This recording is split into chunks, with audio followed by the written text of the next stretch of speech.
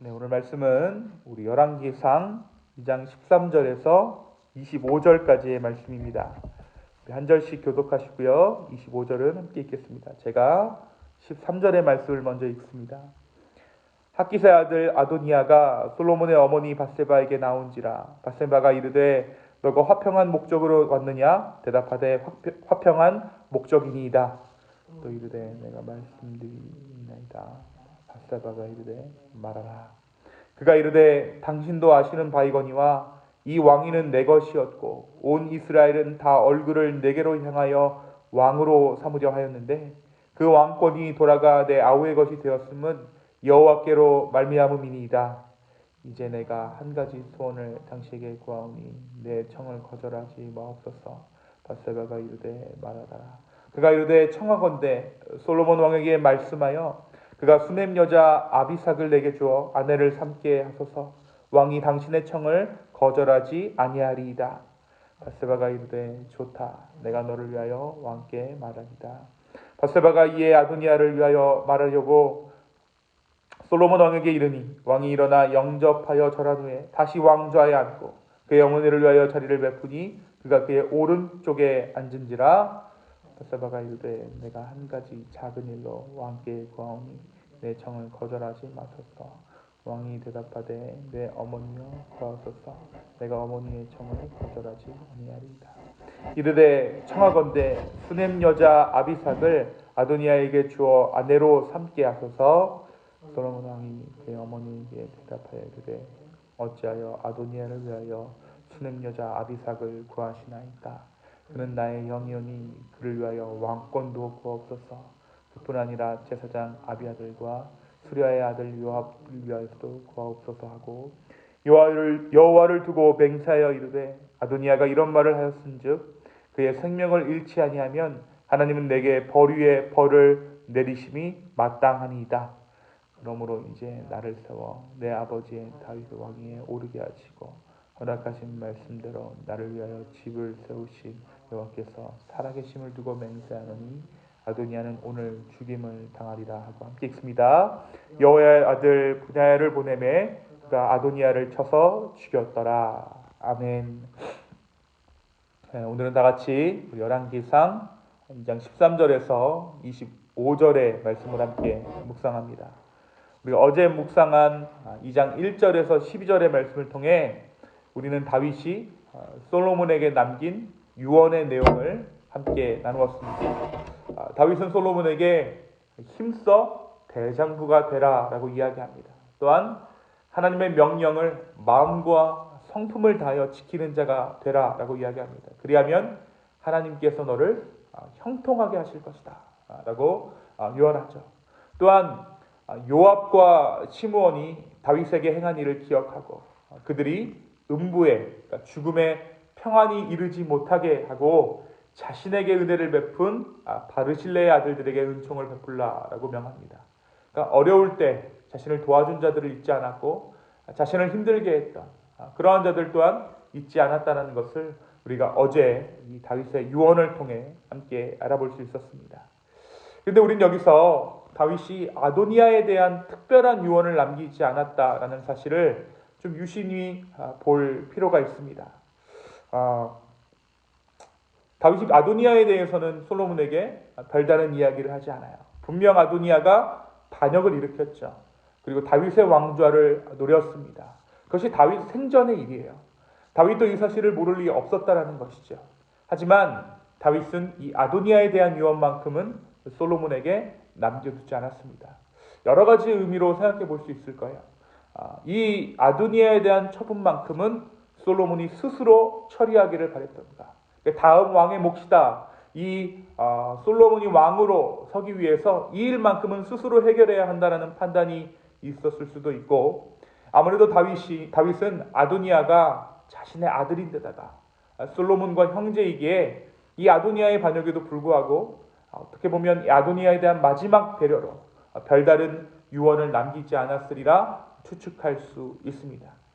그런데 문제는 이 아도니아가 왕을 향한 그 야욕을 아직 포기하지 않았다는 데 있어요. 왕위의 미련을 버리지 못한 이 아도니아는 다윗이 죽고 나자 다시 욕심이 났죠. 그래서 그는 밧세바를 찾아가 왕이 되지 못한 자신의 억울한 상황을 호소합니다. 15절에 보니까 그가 이르되 당신도 아시는 바이거니와 이 왕위는 내 것이었고 온 이스라엘은 다 얼굴을 내게로 향하여 왕으로 삼으려 했다. 그런데 하나님의 뜻대로 이 왕권이 내 아우의 것이 되었다라고 이야기합니다. 왕위의 위헌을 버리지 못했다라는 것을 이 말씀 가운데 15절의 말씀 가운데 드러나 있죠. 이것이 원래 내 자리였다라는 거예요. 그래서 그는 밧세바를 찾아가 왕이 되지 못한 자신의 상황을 호소하면서 한 가지 소원을 들어달라고 청합니다. 이 다윗의 첩이었던 아비삭을 아내로 삼을 수 있도록 힘써달라는 것이었습니다. 그런데 이 왕의 후궁을 취하는 것은 왕의 권위를 빼앗는 일이었어요. 아도니아는 이 일을 기회 삼아서 지지 세력을 다시 한번 모아 왕권을 차지할 속셈을 가지고 있었던 것입니다. 하지만 그의 야욕은 지혜로운 솔로몬에게 읽혔고 아도니아는 결국 처형됩니다. 다윗은 솔로몬에게 아도니아에 대한 별다른 유언을 남기지 않았지만 또 이것이 아도니아를 위한 마지막 아버지로서의 아량이었지만 다윗의 유언 없이도 아도니아는 자기의 욕심 때문에 목숨을 잃고 말았다라는 것이죠. 그런데 이 아도니아가 이 아비삭 여인을 수넴 여인을 자신에게 달라고 할 때에 솔로몬이 아닌 밧세바를 통해서 이야기합니다. 아무래도 솔로몬보다 쉬운 상대로 밧세바를 골랐던 것 같아요. 왜 이렇게 했을까요? 아마도 이 밧세바는 이 아도니아에게 빚진 마음이 있었을 것입니다. 바로 밧세바 본인의 계략으로 아도니아 대신 솔로몬이 왕이 되었다라는 생각이 있었기 때문입니다. 그래서 오늘 말씀을 보니까 이 15절에 쭉 이야기하는 것, 원래 왕의 자리가 내 것이었다라고 말하는 이 아도니아의 말이 어느 정도 밧세바도 수긍하고 있었던 부분이라는 것이죠. 왜냐하면 솔로몬을 왕으로 만든 것이 나의 지략이고 나의 계획이고 나의 계략이었다라는 생각이 밧세바에게도 있었기 때문입니다. 그렇기 때문에 이 아도니아의 속셈을 밧세바가 눈치채지 못해요. 게다가 지금 어떻게 생각하고 있었냐면 아도니아는 솔로몬이 밧세바의 아들이라고 생각했습니다. 여지껏 굉장히 뭐라고 할까요? 유약한 아들이라, 마마보이라고 생각했죠. 그래서 밧세바가 솔로몬에게 부탁을 하면 솔로몬이 거절하지 못할 것이다 라고 아도니아가 생각했을 것입니다. 그런데 오늘 어떻게 합니까? 이런지야 이것을 거절합니다. 그래서 뭐라고 이야기하면 이 왕의 자리까지 달라고 하지 어쩌면 그 부탁만 하십니까? 라면서 어머니를 쏘아붙여요.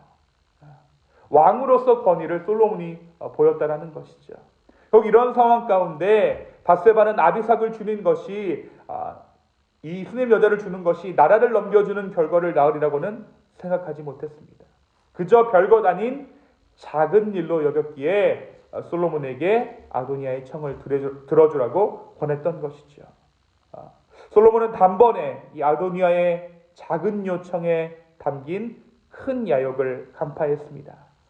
아도니아가 진짜 가지로 했던 것은 아비삭이 아니라 왕권이고 아비삭을 아도니아에게 주는 것은 아도니아와 아비아달과 요압에게 왕권을 넘겨주는 것과 다름없다라는 것을 이 솔로몬이 깨달았다라는 것이죠.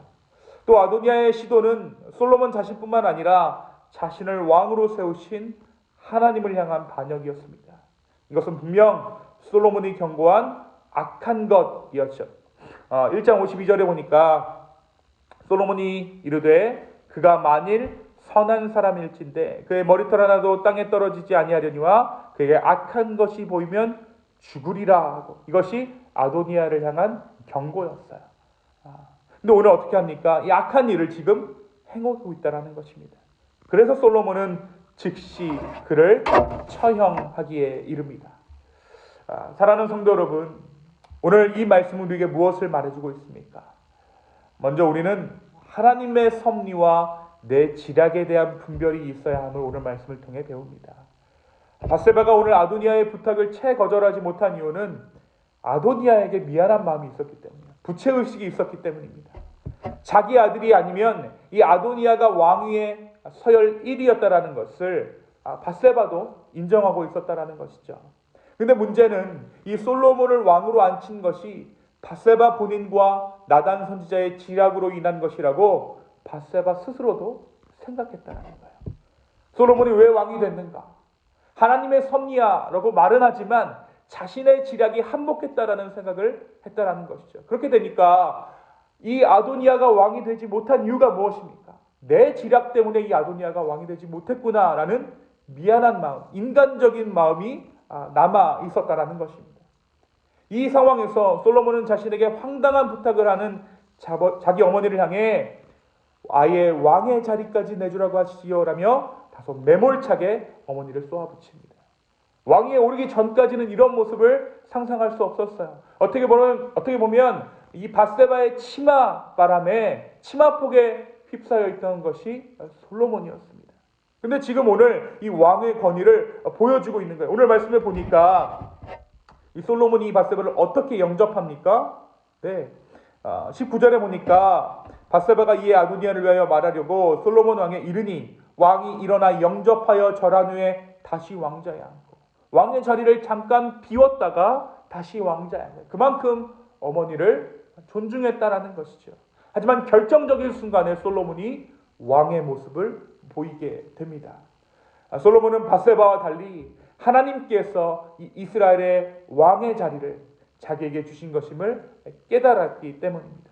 다시 말해 자기에게 반역하는 것이 곧 하나님께 반역하는 것임을 솔로몬은 알고 있었습니다.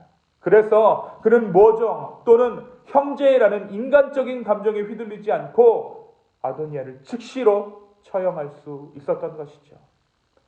하나님은 때로 우리의 지혜와 지략을 사용하셔서 하나님의 뜻을 이루십니다.